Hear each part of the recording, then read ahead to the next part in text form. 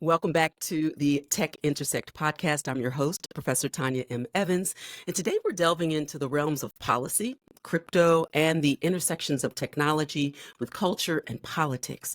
And joining us today is Rashan Colbert, the dynamic head of policy at dYdX, a trailblazer in this decentralized finance space, and an alum of Senator Cory Booker's team.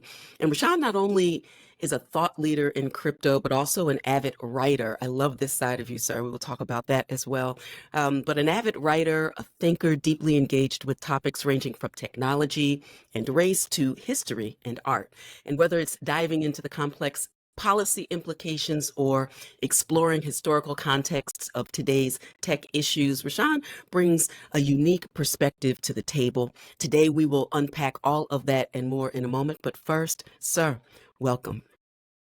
Thank you. Thank you, Tanya. It's really, really great to be with you. And that is by far the best intro I've ever had. So No. thank you very much. I'm going to record that for sure. Excellent. I am available to go on the road with you because we were just talking before we went live about we feel like we are just walking our way around the globe and soon to be intergalactically, I'm sure. So I'll see you, same bat time, same bat channel in the future as well. I've really been looking forward to this conversation, not just to reconnect with you, and shout out to Clev Messidor for spearheading the introduction. I believe the first time that we actually had a chance to meet, but just to see the way that you move, the projects that you're involved in, the thoughtfulness that you bring to them as well, that level of, I don't even have the word for it right now, even though I am a wordsmith and you are too. Maybe we'll find our way to it by the end, but that holistic approach that you bring really at the intersection, I think is so important. And that's why the work that I think you do is so impactful and meaningful. I have a bit of an insight into the things that you've worked on and somewhat of your professional journey, but walk us through the transition from, if it was in fact a full transition, you can answer that, from like the political environment with Senator Booker to leading policy at a cutting edge DeFi exchange like dYdX, and what drew you to the crypto space, particularly with DeFi. Yeah. So I think I'll go back a little bit. So I was with Senator Booker for quite a while, overall almost 7 years. Started with him in 2016 after coming from the Martin O'Malley presidential campaign. Interesting, side note, my boss there, my mentor, was Karine Jean-Pierre, right? So President Biden's current press secretary. So shout out to Karine as well. But yeah, I started working in the Senate, and even there, I did a whole bunch of different things. I started off doing research. I graduated to doing some true communications work, and then found my way deeper into the policy space, leading his work on technology, telecommunications issues. But it was 2016 when I started to discover crypto. I read this book, Digital Gold, by I think Michael Casey, or yeah, I think so. I think that might even Daniel Popper. That's it. I might even have it behind me. Yes. Yeah, Casey and Vigner are a different book, but anyway. Yep. And I read that book and get really excited, and I got crazy into crypto, and then I actually started my own little startup fund in 2018. I don't know if we ever talked about that, but I did that and learned a lot. It was, of course, very complicated from a regulatory standpoint, so we shut down after about 11 months. But so that left me a little raw, but I learned a ton. We got to do a lot of crypto work with Senator Booker, particularly in 2022, which was, an interesting time, going through all the FTX stuff and then the eventual collapse at the end of that year. And so I felt like I just had quite the journey in crypto and on Capitol Hill. And it was kind of time for me. Love Senator Booker. He's a great guy, great great human. But it's time for me to kind of just move forward and go a little bit deeper into this space that I loved a lot. And so I ended up finding dYdX actually through Paradigm, the VC fund and firm. And so I knew a few people there, and they're like, hey, I think you'd be a great fit. Do you want to meet this team? So I did, and we clicked really well. Antonio Giuliano, the CEO there, is fantastic, a real long-range visionary looking at crypto, several years down the road. And obviously, he was a pioneer in DeFi, and he really saw that, okay, policy work is going to be critical, and we don't just want to be a part of different trade associations, which is great, and they do excellent. Right. But we also need to have our own skin directly in the game here and be able to contribute um, to a high degree. And so I Mm-hmm. went there. dYdX is a really specific company in DeFi, looking at crypto derivatives. But I think, I'm extremely bullish about crypto in general and Mm-hmm. blockchains in general beyond even financial technology. But I think really, I feel like it is in finance and particularly in trading where we are seeing this kind of first product market fit. And Mm-hmm. so because of that, the technology is moving very fast there, right? There's a lot of investment, a lot of eyeballs, a lot of mind share. So things are just moving very rapidly. And so that felt like the place where also the policy Mm-hmm. work was going to move the most quickly. So it's kind of just a perfect fit for me. I think that's perfect timing from an industry point of view as well. I've seen, there's a lot of talk. In last year, I was testifying before the House Financial Services Subcommittee on digital assets and fintech and inclusion. I Yeah. believe it was a mouthful. Um, March of last year, and obviously, interesting times is an understatement, but it just presses the point so much about regulatory issues that eventually will be settled. They're not fully settled today, and I think that it's a feature of the not a bug of the system, but the system is broader than the executive, and we see legislative initiatives, and ultimately when those are unsettled or unless and until Congress speaks further, we're left with the judicial branch as well. But that doesn't mean that the work ends. The work continues in terms of kind of building the plane while we're flying it. And that's why policy work is so important. Share with us a bit more about what a day in the life is, particularly from the perspective of an industry leader. Yeah, so the day in the life is very different, right? Any given day. But I think, what I really am tasked with is, communicating. I think obviously I work for dYdX trading. And so communicating what dYdX is, where Hmm. we fit within DeFi, where DeFi fits within crypto, right? And to Hmm. some degree, where crypto fits within the larger economy and economic ecosystem. And so helping people connect through those layers and be able to sort of pierce through under things that they really need to get a good grip on and helping communicate those is really what I'm doing. So that can be um, a lot of communicating with policymakers and with their staffs, a decent amount of writing online, trying to Hmm. be visible there. Actually, need to be tweeting much more than I do, but I'm going to hold you to it. Go okay. on. But just trying to make sure that people can see me thinking and working through this stuff and trying to make sure that people also understand that yeah, we're people, crypto people in DeFi in particular, aren't all just trying to avoid attention. And Right. I think that's also one of the core challenges there is that people think, okay, crypto and DeFi in particular, they don't want rules. They don't want laws or regulation. And that's not correct. I think Right. that what the more accurate thing is that we don't want bad regulation. We want because if DeFi is going to win, then I think regulations are a key part of that in order to be able to make sure people can operate in the light and operate where they know that they'll be safe. And that's how you get Hmm. more great builders and more thinkers into the ecosystem. When, it makes me think of as a lawyer, as a law professor, I'm always thinking about the legal implications across all industries, but my area of expertise is in intellectual property and also administrative law and some info privacy. So I'm always looking through the lens of the role of laws in order to do what humans, corporations were not doing, but Mhm. for the law. And then that makes me think, in what ways has or will, if we do this correctly, technology taken the place of what laws were intended to do? Mhm. And that's always my concern about overregulation in the DeFi space. If the technology is inherently transparent if done well, and inclusive, and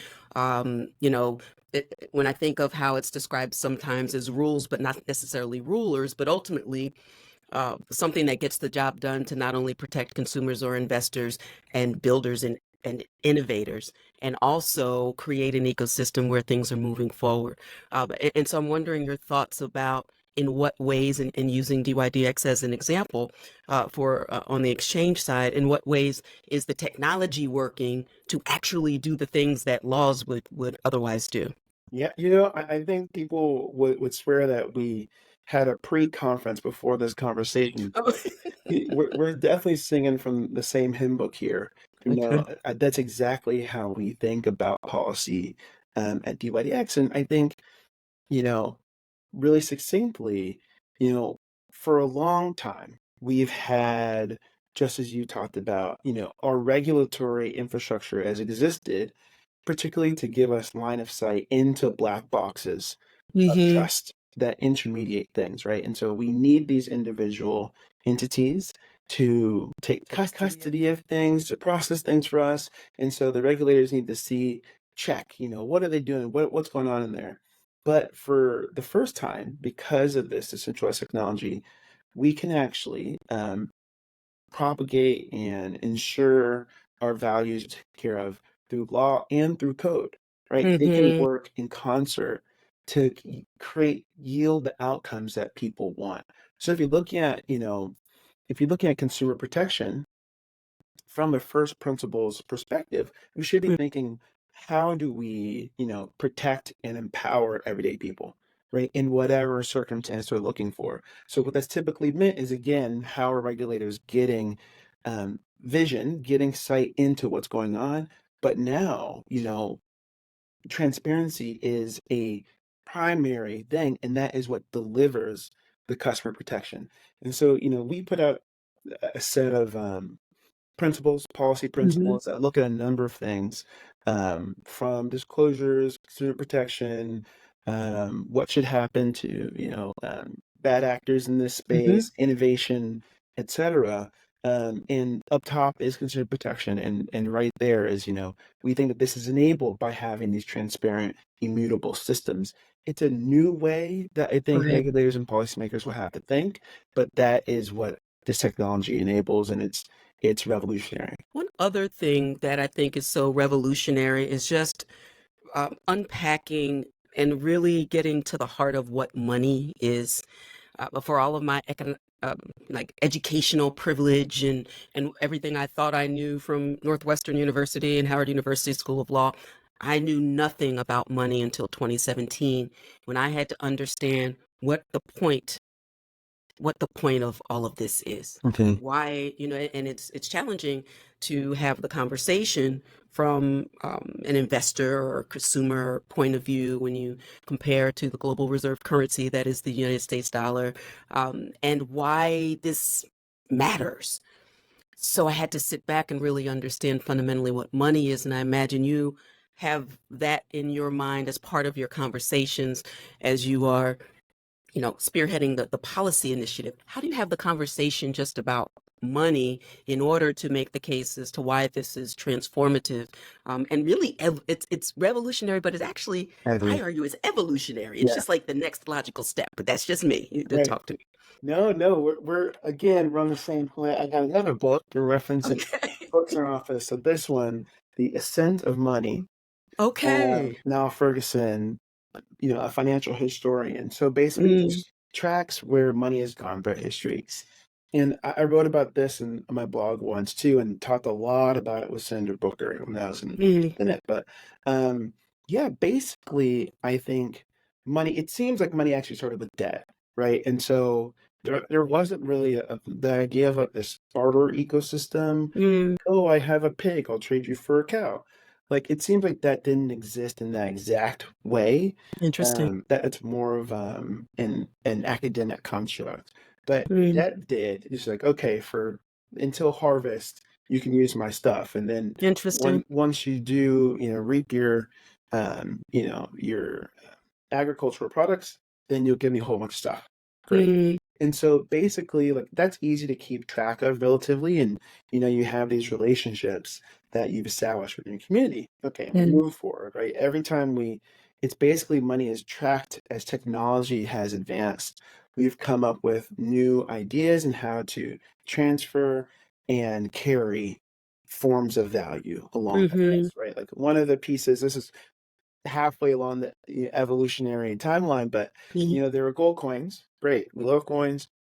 And then eventually, in China, in order to carry these coins long distances, they punched holes in the coins.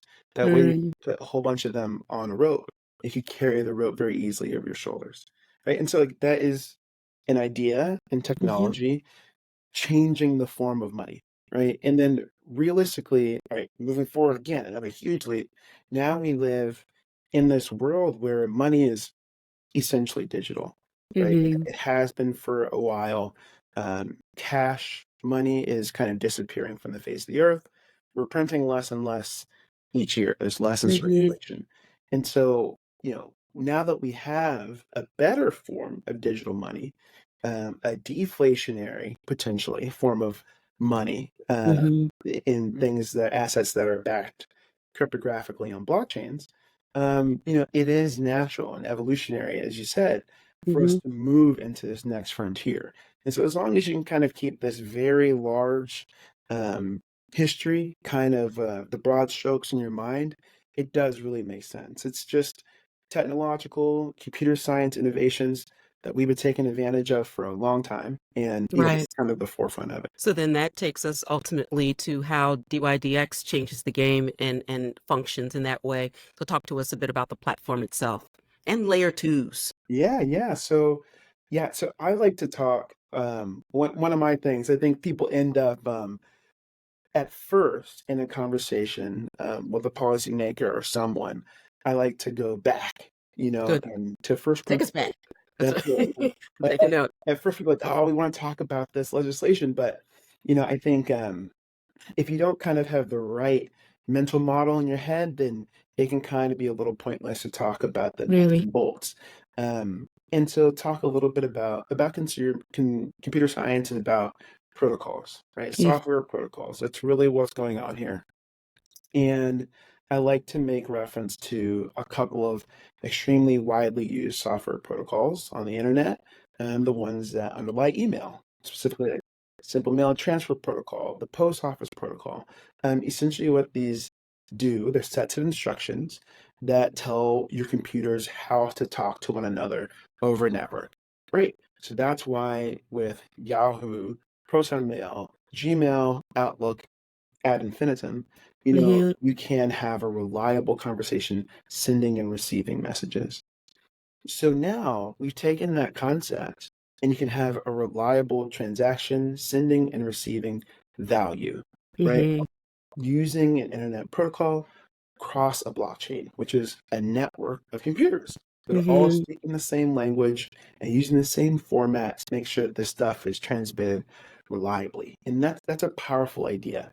If you can kind of grasp that, you can put Yes. all different types of things on top of it. So a protocol, right, is an ordering, a specifying system that is something that can also be built on top of. Mhm, Right? I talked about these different types of email. Same thing is happening again with blockchains. You have the Bitcoin network that has mhm, multiple things on top of it, the Lightning Network, etc. You have Ethereum, right? mhm. Ethereum built on the idea of blockchain with its own network. That's a layer one. It is a blockchain itself. It is Right. a system for ordering and processing transactions of values across a distributed, decentralized network of computers. And so all Mhm, these computers are talking to one another. There is no central intermediary operating controlling the rest of them. They're all working in concert together, mm, sending and receiving signals. You can make another protocol that operates above that, right? So that's a mhm, layer two. And what we'll have in a layer two is because it's focused on one specific application, unlike mhm, Ethereum, which is a general purpose system that can do all different types of things from, regular transactions to trading to sending messages and NFTs, etc. You have a mm, layer two that does one specific thing really well, very efficiently. and then it will sort of bundle a number of transactions together Mhm. and send propagate those down to the main blockchain where it is recorded and Mhm. stored historically, so you can go back and look at it.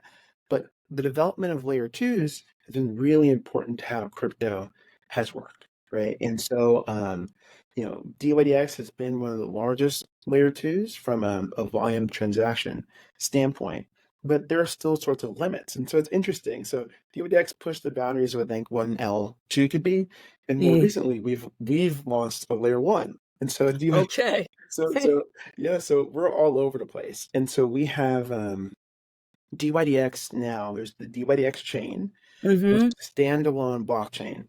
That's Um, fascinating. Mhm. yeah, and which has its own validators, right? And so, say with Ethereum, you can end up, even though things are kind of reduced in size to make things more efficient. Transactions and data from the layer Mm. two down to layer one, you still have to kind of wait in line. Kind of number of other protocols and applications that are looking to do Right. different things. So with a standalone blockchain like we have, we figured that there's enough volume with dYdX that we could actually it could make sense to have our own blockchain. And so transactions are faster, they're cheaper, we can do more sophisticated things Mhm. with the blockchain and the way that we're processing transactions. And so it's pretty cool. And that's going really, really well. And because it's just been a few months. So people are actually still using the version 3, which is the layer Right. 2, and version 4, which is a standalone blockchain. Both are kind of working concurrently really, really well. That's fascinating, and I love that you shared that because this is not a linear process, right? You started in one environment, and when it became, as a matter of business, not only feasible but desirable Right. to then have your own layer one solution, that's when you moved. But it's not up or down; it's all progress, Exactly. is what I'm hearing. The final thing that I think permeates through all of your work, not just in the technical space, but just as a thought leader and a thoughtful human, is the social impact of it all, and how it ties in. I've seen some of your writings, and just share what the vision is, not just as a matter of technology and changing the world in terms of the way we do business, the way we interact, the way we move value, but the ultimate impact, as a matter of social impact and inclusion and opportunity and access. Yeah, I think, this technology is, a game changer for so many reasons. I think obviously the internet, by enabling us to do things across great distances, and with great speed, has enabled all types of stuff. But one of Mm-hmm. the problems was, keeping track of value, keeping track of individual information and allowing it to be sort of self-sovereign. Individuals could control it. Solving those problems has huge social ramifications. I think, and I'll make a caveat here. I think specifically when you talk about Black people in America, right? It's always a hot button issue, but obviously that's the perspective I come at many issues from first. And so, a lot of people want to think, oh, if you give too many Black people access to crypto, that could be a Mm-hmm. bad thing, Mm-hmm. almost predatory inclusion or something. Um, And, I think I'll to finish this rant, mm, I we're love in it. the midst of in the midst of this moment that's kind of like a global, I call it the global boom town, crypto boom town, Hmm. right? Like, so I wrote an essay talking about this tiny town in Texas called Beaumont, where the first real oil gusher in Texas, Spindletop in 1901, was found, right? So all of a Hmm. sudden, we're from the sleepy town to a place where billions of dollars are being shot into the air in gasoline or in oil, and so a lot of people came there looking for jobs, looking for opportunities, and at the beginning of that, it was really filled with a lot of chaos. Right, there's Hmm.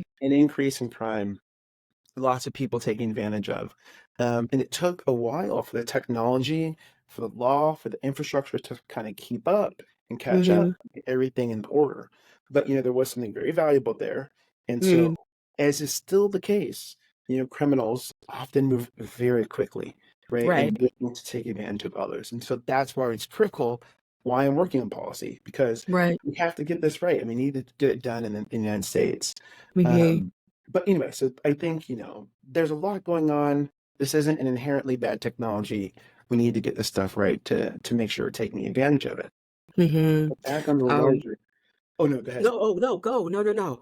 Yeah, but on the larger point, I think particularly again for Black people, we've seen in the United States this Mm-hmm. history of not having access and control over yourself, your person, Mm-hmm. and your property has just been kind of repeated and repeated and repeated in cycles from slavery, Mm-hmm. after slavery, through reparations, which Mm-hmm. failed, through the Jim Crow laws that were passed Mm-hmm. to take rights away from Black people, through Mm-hmm. World War I, when people thought they would have greater rights as soldiers, which Right. was followed up by the Red Summer in I think Mm-hmm. 1918, which was a Mm-hmm. horrible time with a huge backlash in the United States. Mm-hmm. Through still, Black people persisted and were able to develop and grow wealth. But then we Mm-hmm. see things like the Greenwood, Absolutely. Tulsa bombing, right? And a place, Black Wall Street, that was able to amass wealth, then is Right. reduced literally to rubble. Then came redlining in the United States, which were perpetuated by the Federal Housing Administration, right? Then after that came World War II and the GI Bill, which, that piece of legislation was responsible, I think, for the biggest growth in American middle class in history. Really helped Absolutely. us become the powerhouse that we are. But for the most part, Black people were left out of that. Then more Right. recently, Feature, not a bug. yes, A feature, exactly. not a bug. Mm-hmm. Then more recently with the financial crisis, and then with COVID even, who Right. was it that got their money later than others? And so we're seeing, and a lot of this is because of these intermediaries Mm. who must order things in a certain way, and are ineffective and inefficient in many ways. By allowing more people to be primary actors within a financial system, we are empowering them. I think we'll see over time how that plays out, but creating increasing access, increasing empowering opportunity can only be a good thing, as it's a departure from what we've seen in history. So excited to have had the opportunity to walk people through that um, timeline. I think it's critically important because when we see things just in isolation, you can't see the full picture. Yeah. This is the type of episode that people will hopefully come back to time and time again to see how it all fits together. These are not disparate parts, which takes me back to the original way and tying this all in a nice, neat bundle, this idea of a holistic approach, of a both and approach, of moving toward the promise approach. And so I appreciate very much the thoughtfulness that you brought to the discussion. I got to get you back to your life. They're going to come looking for you. So tell people, Rashan, how they can learn more about you, your work, and certainly dYdX. Yeah, so on Twitter, I'm on there. Rashan is at Allegedly, reportedly, RASHAN. right? Yeah, Go on. but follow, maybe a few more followers, I'll tweet more. But anyway, so that's Okay. where I am Yeah. on Twitter. Okay. dYdX trading. We're here in the United States, based in New York. dYdX on Twitter.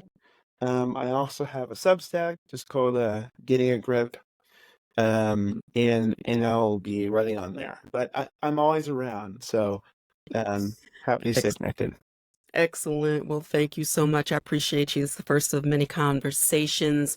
And keep doing the work that you're doing. I know you're kind of like a heads down kind of guy, but the work that you are doing is impactful and important. So continue the good fight, my nation builder, and I will see you the next time.